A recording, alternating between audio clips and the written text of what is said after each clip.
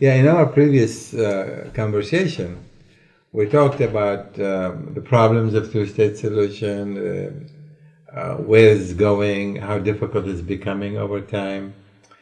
I want to look at it now from a different perspective. Suppose the Israelis and the Palestinians are ready to sit down and talk about peace agreement. Let us say based on a two-state solution, which I still think is the only really viable alternative regardless. I maintain that given the history of this conflict, given the hatred, the distrust, the animosity, the victimization of each other, given the fact that there is deep sense of insecurity, not only by the Israelis, but the Palestinians themselves, who feel even more insecure than the Israelis, given the fact that you have constituencies in Israel, and among as well the Palestinians, who still believe that they can have it all. I maintain that you need, before you can actually make significant concessions, big concessions, by the future of Jerusalem, the future of the Palestinian refugees, the massive land swap, the settlement, and all of that, you're going to need a process of reconciliation. Say along the line, not exactly, but what happened with South Africa, when Mandela basically had to make a choice in a peace and reconciliation, because otherwise they would be killing each other, and that is something he wanted to avoid at all costs. What I'm saying is Israelis and Palestinians ought to also agree, before they can begin serious concession, to begin that kind of process, how to reconcile the historic narrative, how to reconcile the religious narrative, how to reconcile the ideological narrative, how to begin to change the mindset, the perception of both sides, that in fact they are facing one reality, they have to coexist, they don't have a choice but to coexist, they can kill each other for another 100 years, or they can make peace, but their coexistence is inevitable, as neither can get rid of the other. Simply, just as that, as such. So, you, having been working on this particular aspect of the psychological dimension of the Israeli-Palestinian conflict, do you see it in the same manner as I am looking at it? Okay, you are raising a very, very complex issue.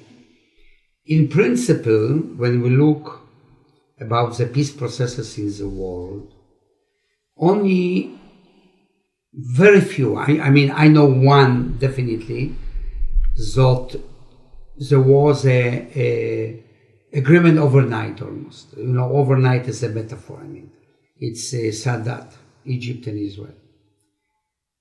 Where, I usually like to tell which is truth. So in the Israeli carnival in March 1977, Sadat was carried through the streets of Israel when he was dressed as an officer of Gestapo, which in Israel is the ultimate enemy. It couldn't be worse. You don't have to be devil. Officer of Gestapo is the worst. And then, a few months later, he arrives and is accepted like a hero when all the Israeli leadership are waiting, and give him the red. So this is the only case. The rest of the cases, it's a long process. It is... But if I may interrupt you 1 second. When you mentioned the Israeli-Egyptian peace treaty, we have to also remember that there was no occupation of Israelis. Israel occupied the Sinai, but it was pretty empty from real presence of Egyptian. The Egyptian as a country, as people, did not suffer from the Israeli occupation day in and day out, right? So it was much easier for Sadat to come to Israel, having won so-called political victory. Basically, he could claim he won the Yom Kippur. War, right? Yeah, I won the war. So he could come to Israel as a hero, saying, I want peace as long as I get back every single inch of my territory. I'm ready to make peace. So the elements that the relationship between Israel and Egypt then are totally dissimilar to the relationship between Israel and the Palestinians today. Because here there was 50 years of continuing occupation with day in and day violence, day in and day out, narrative, acrimonious narrative that has poisoned generation after generation, 3 generations being poisoned by that. So I distinguish, I feel the two are not similar. Somewhat, but still have to remember that about 30 years, Egypt was a major enemy of Israel. The wars 48, 56, 67, and 73 were obviously all of them involved Egypt. And Egypt was the most powerful enemy, leader of the Arab war, leader of the enemies. So if you take the psychological load that was going on, it's true, it's hard to measure where and more, but there was a lot of animosity and hatred. But there's another component to the difference between the two sides, and that is territorially speaking. It's true. So there was There's a huge difference. Here, the Egyptian came in with one single claim. We want every single inch, and they got every single inch. The same cannot... Yeah, but you have to remember that the beginning of the story, let's say 56... Oh, no, I agree. So, it was a matter of a really Jewish state in the middle of the Middle East. Except that we know for sure that under no circumstances Israel will return 100% of the West Bank. Right. And that's the point. There's a huge point there.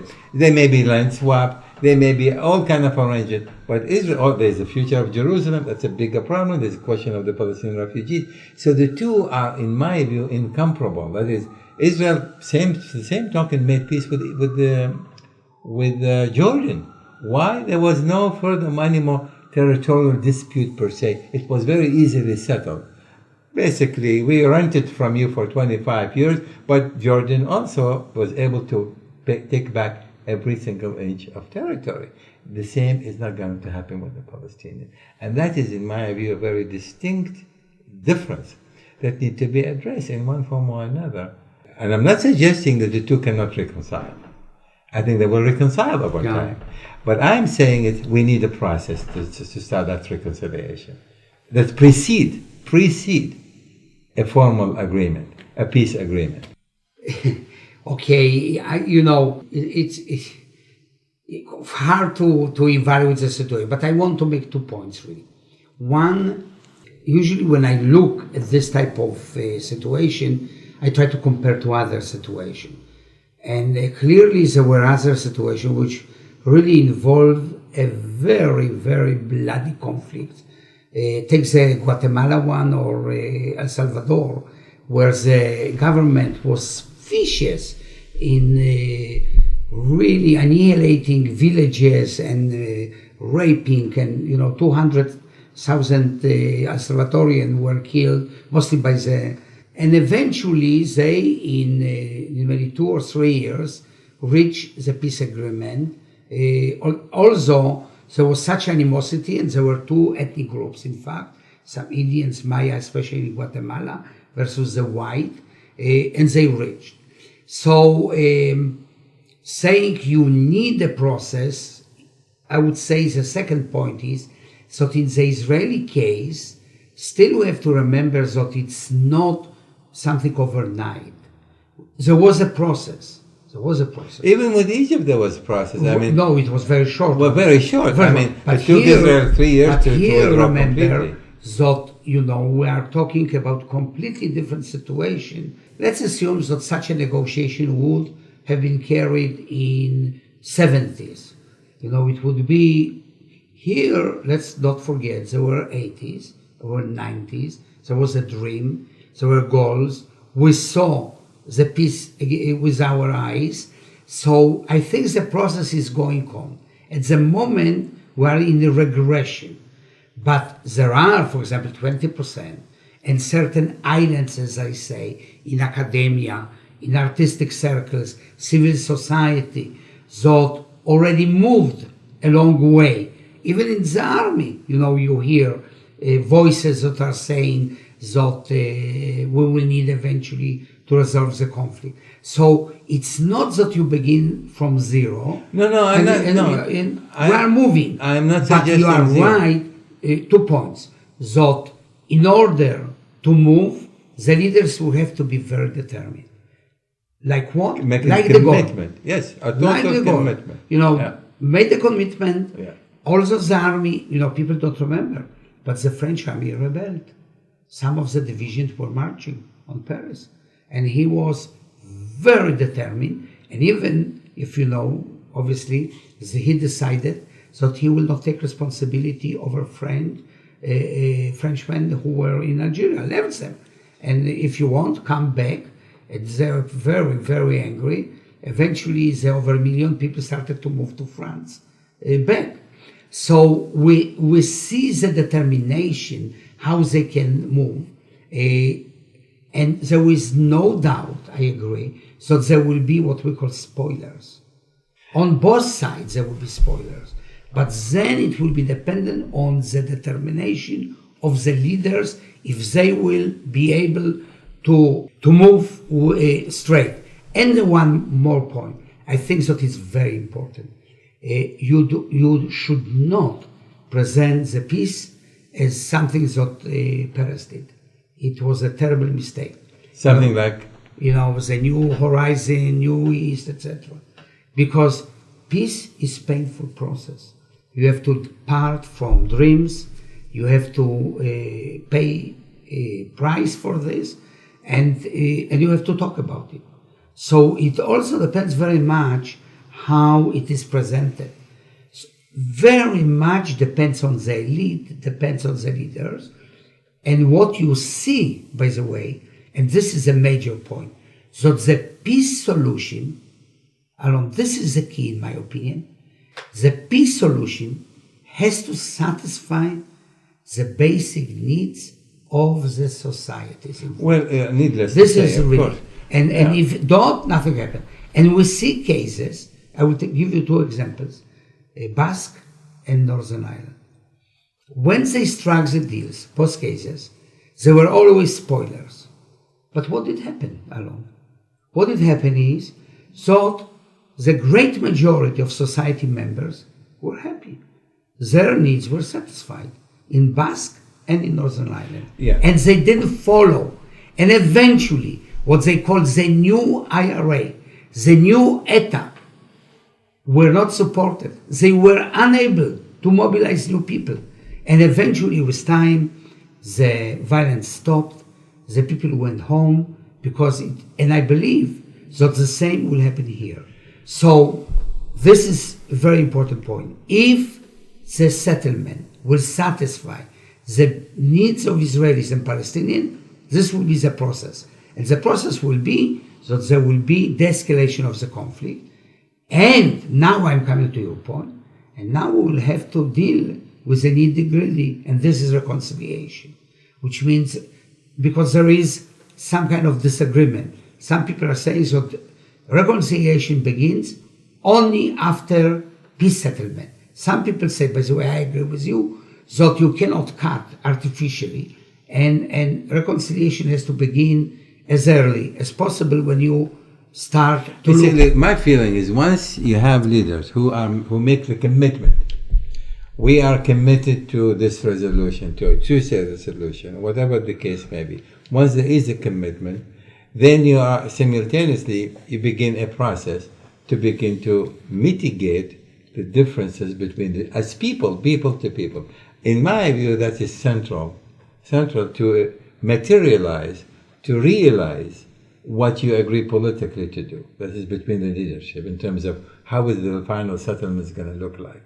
But unlike the example you just cited, be that in Northern Ireland, be that in Africa and elsewhere, they were not fighting for the same land. This is a significant difference. This wasn't a question of two states, creating two independent states. There was not a question of the same land over which both have historic religious claims for that matter. That, in my view, makes a difference, a huge difference, and make the conflict between the two sides extraordinarily more difficult. Because I don't know. I've been thinking about it. Is there any similar conflict like the Israeli-Palestinian conflict that we can actually say, this is really very much similar to that? And honestly, I could not think of one where there's so many elements are involved in it, and you cannot solve them all at the same time. You're going to have to deal with various, and every single conflicting issue is massive, is major, and to that I attach the psychological aspect of it, that is the historic narrative, the religious narrative. If you don't mitigate, for example, can you really have a peace unless you change the educational system in the Palestinian territories? And stop educating the kids to hate the Jews and to hate. Can you actually have a peace unless the Israelis too begin to change the mindset of the new generation, that not every Palestinian is a terrorist? And so you're going to need a process of education. You need a different kind of narrative, not just by the political leadership, by the other leadership, from the civil society and others. Start talking openly and clearly. This is two people are stuck with one another. We're going to have to find a formula how to coexist peacefully. So that is why I think, notwithstanding the fact that you need to find solutions to the big issues, you're going to have one of the bigger issue is how to bring that about. And to bring that about, you're going to need to have that kind of dialogue that perhaps simultaneous with the negotiation take place. That is, once you have that commitment, like I said, we are going to reach an agreement, comes what may. If you have that commitment, then you're going to allow your society, your leadership, civil society, political leaders, and others to be able not to open up and say, let's work together because we are committed to reaching an agreement. That's how I see it happening, or else I think it's going to be basically impossible otherwise. But you're right, but I would say that there is one more important condition. And I mentioned before, I will put it differently now. Both nations have to feel that the situation with the settlement changed for better. You see what happened with Oslo, and this is, in my opinion, is catastrophe was, that from the point of view of Palestinians, their condition deteriorated. Oh, of course. Of course. Look, what happened. In the 80s, Palestinians could, A, work in Israel. Yes. 300,000. Yes. B, they were free in the land. They could move freely. Anywhere, exactly. 1993 changed. Rabin made terrible mistakes with this. In order to stop the terror, he did not allow Palestinians to enter because he started to, from time to time, to stop Israel movement. And he created this ABC where Palestinians could not move. Yes. So what did happen to them on the ground? So, suddenly, I remember, even a friend of mine, just an example, he is a construction builder, and he had workers in Gaza. And they were coming, working, lived, etc. Families knew each other. And then they couldn't come. Yeah. At the beginning, he paid them, and then he stopped, obviously. So they didn't get an income. On the Israeli side, where there was this dream that there will be complete end of terror, didn't happen. And so they say, okay, if we are giving our land, because this was a very important part, because Israelis believe that this is our land, we gave them, what did we get? Continuation of terror? No. So the point is that you have to see change, as it happened in Northern Ireland, as it happened in Basque, in other places. Then you can go to second stage and start to move on the psychological level. And I can tell you, Alon, that it just happens that I'm sitting here, but during the Oslo Agreement, I was working as a consultant to Rubinstein, Minister of Education, and I was appointed as responsible for peace education. And we started to prepare plans. I assembled all the heads of departments and immediately started to think about, to approach it from two different angles. One, I called it long term. Mm-hmm. We have to change school books. Yeah. We have to change curricula. And short terms, because how long does it take to write a book? Many years. It's a project for 4 or 5 years. But I knew that we have to do it now, immediately. So I had a short-term project in terms of ceremony, in terms of all kind of things that I could immediately move into class. And we started. It all ended on November 4th. Yeah. Ended November 4th. Yeah.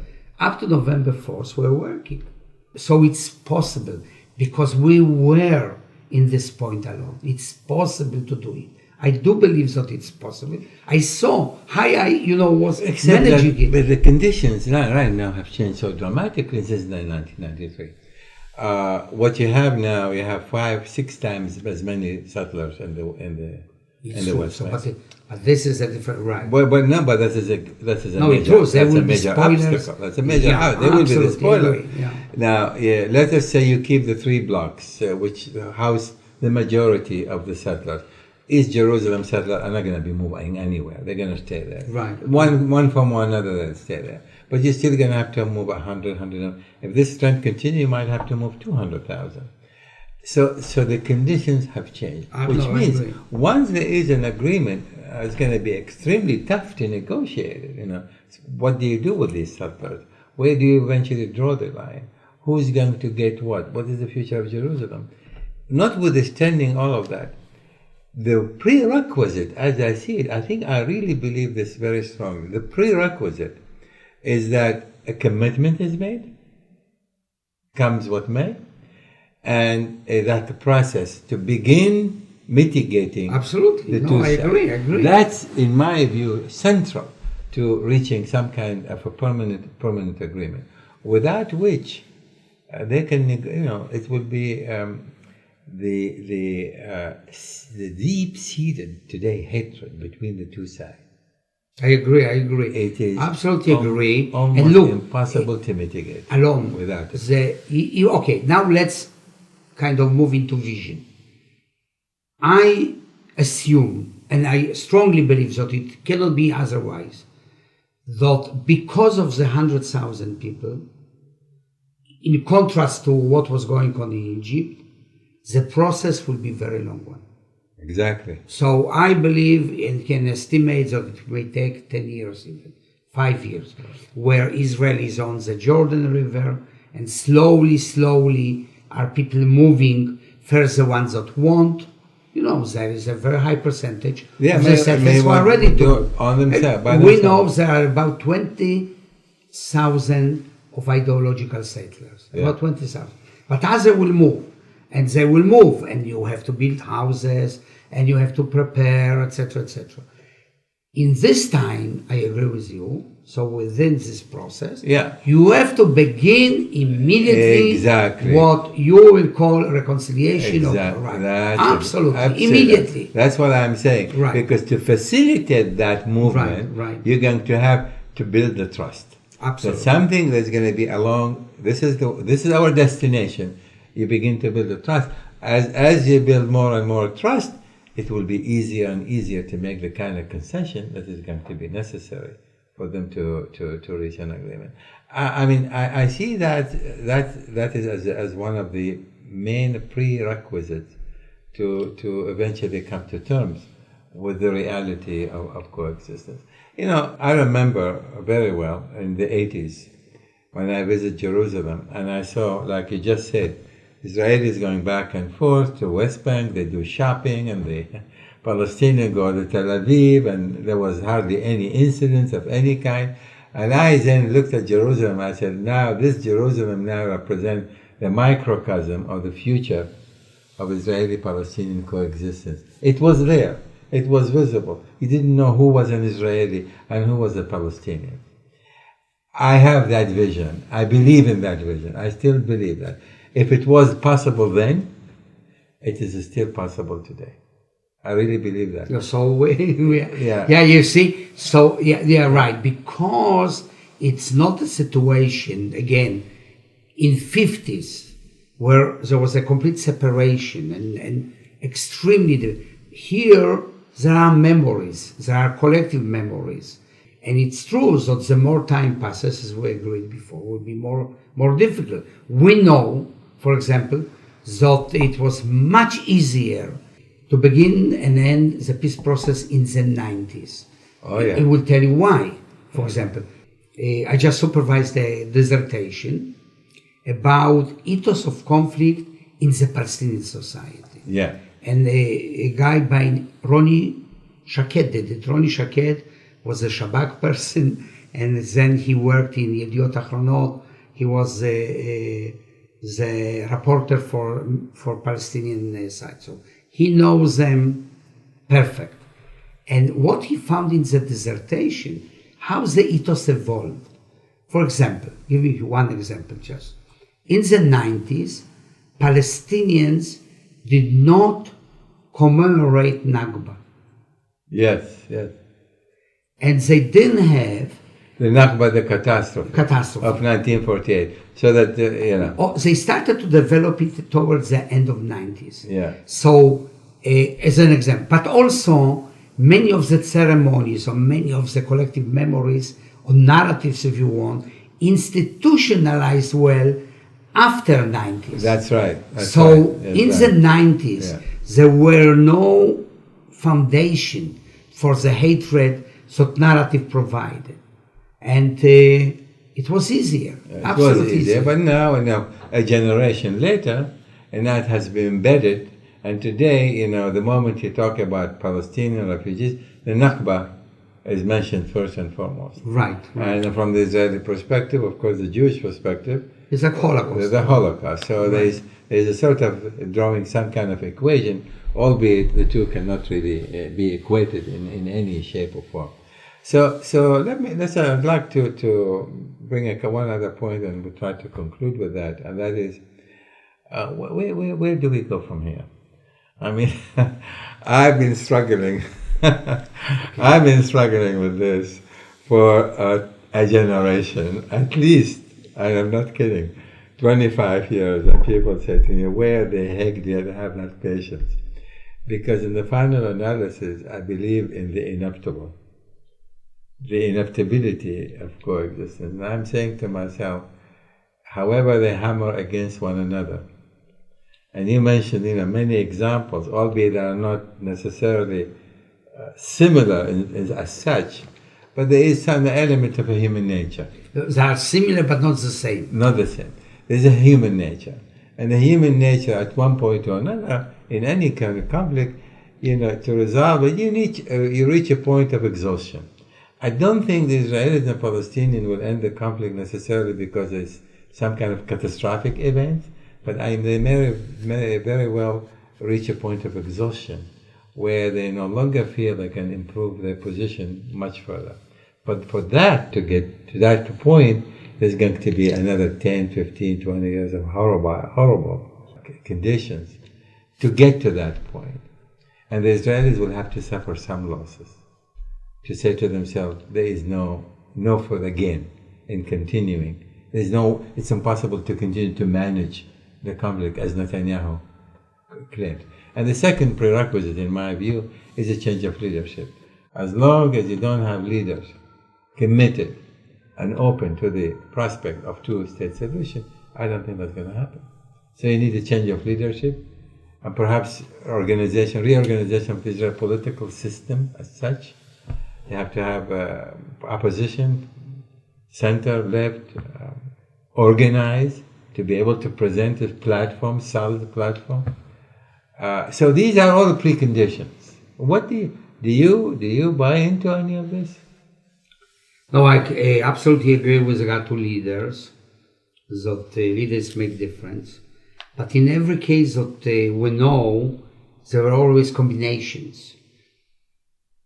There were at least three factors, all of them. One, leader. Second, was the process that was going on from bottom up, civil society. Mm-hmm. Third, external pressure. Yeah. And in all of them played, but with different weight. So, for example, when you talk about, let's say, Algerian, leader was extremely important. But there were other factors as well. You know, French society was polarized. There was very strong international pressure within the period of decolonization. The same was going on with South Africa. Leaders were extremely important.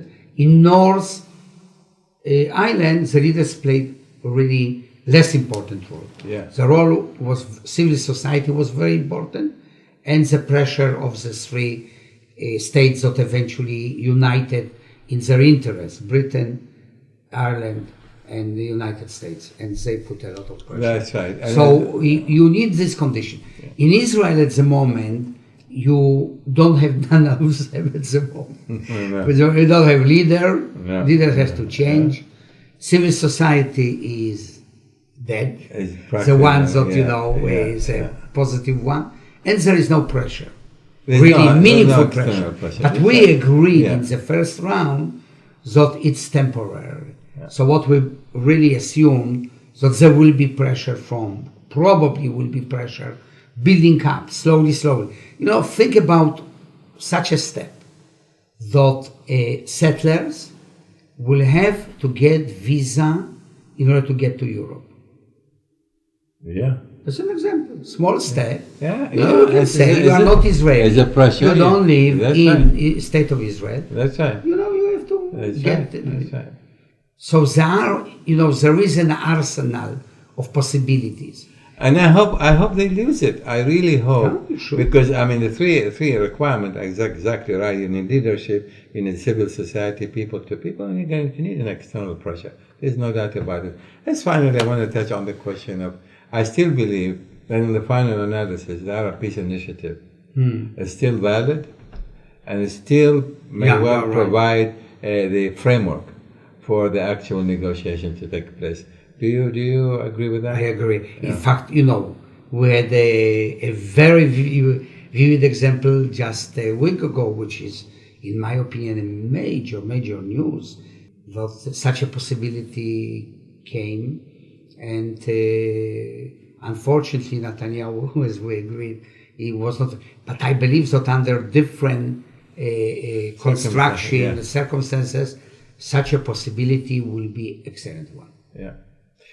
Well, Danny, what can I say? You're unusual, wonderful, and I love you. Oh, God bless you. It was fun, really fun to have a conversation with you. Thank you. This is great.